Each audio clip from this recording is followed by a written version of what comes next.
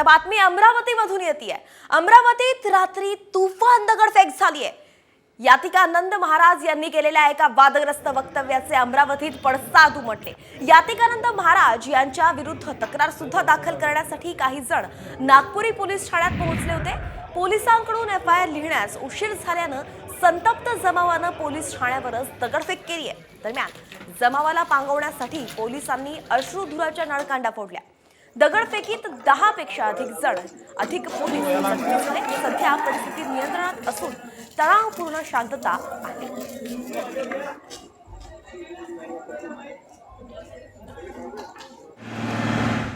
लोकांनी व्हिडिओ जास्त व्हायरल करून मॉबला गोळा केलेला आहे आणि दबाव तंत्राचा वापर करून पोलीस स्टेशनवर चालून आले।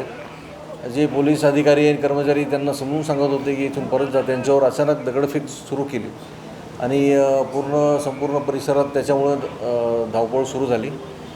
अशाही परिस्थितीत आमचे DCP ACP आणि सर्व कर्मचाऱ्यांनी दगडफेकीमध्ये सुद्धा आपला संयम ठेवून सर्व मॉबला हँडल केला आणि त्यांना डिस्पर्स केलेलं आहे।